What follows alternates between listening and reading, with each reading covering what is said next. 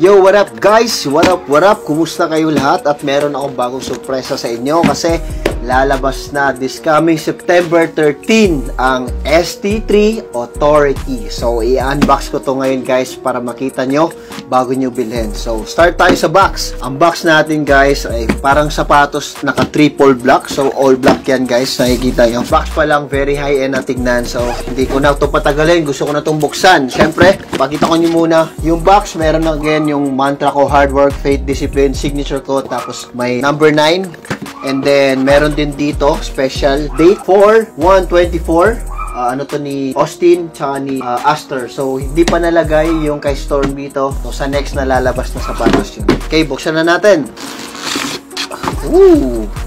Again, pag binuksan mo guys, unang makikita nyo is itong magazine ng Word Balance. Andito again lahat ng material ng shoes, kung ano yung mga features niya. And then of course, after nyan, may paper wrap siya na kasama.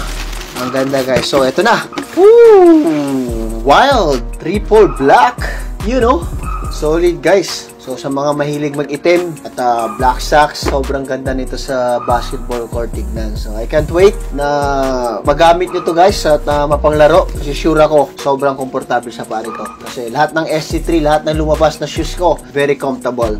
So sasabihin ko na yung mga features dito. So right here guys, meron siyang on-demand lockdown, the new lace lock system to support rebounds or any movement, of course. And right here, wearable mesh, light yet strong upper mesh material. Sock fit construction. Molded heel, counter. And then sa baba, meron siyang, of course, di mawawala yung ating S-Ride.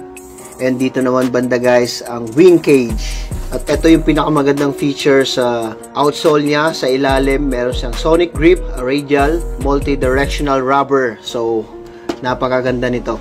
Okay guys, available na po to sa Word Balance online this coming September 13 and of course sa mga pili na Word Balance store. So abangan nyo yung mga announcement namin kung saan nyo mabibili at saang store yung available ng mga sapatos ko. God bless you guys and ST3 Authority.